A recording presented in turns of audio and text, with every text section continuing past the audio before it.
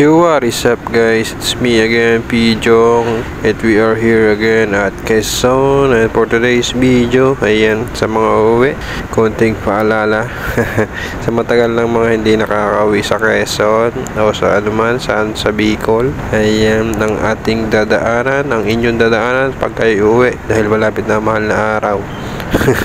Wala po talagang lubak sa Quezon. So, makikita nyo naman sa video, kinatkat ko na kasi marami namang magandang daan, kaso dito nga sa Pagbilao sobrang daming sirang daan.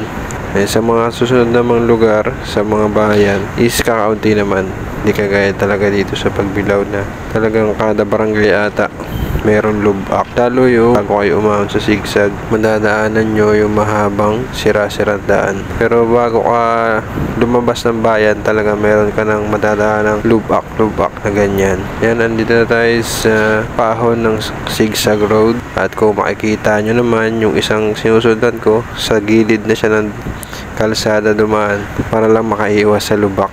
Ayan o, kung makikita nyo, talagang kawawa. Ingat kayo sa mga babiyahe kasi baka mabulaga kayo ay magdulot pa ng aksidente.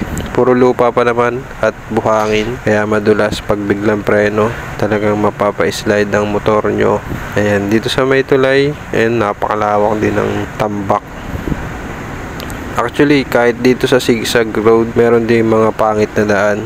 Kaya yan, sa mga uwi, ingat-ingat lang, lalo't malabo ang ilaw nyo kung gabi kayo dadaan, babiyahe, kung gabi kayo babiyahe, ayan, ingat and ride safe. Sa Pagbilao naman to marami, sa Chaong, Candelaria, Sariaya, Lucena is wala naman halos. Dito lang talaga sa Pagbilao ang simula.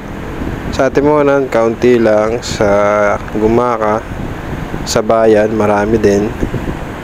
Then sa Lopez, kaunti naman kasi ginagawa na yung kalsada doon. Dito lang talaga sa Pagbilao ang madami. Kaya yun lamang, ingat kayo sa inyong trip. Bye bye.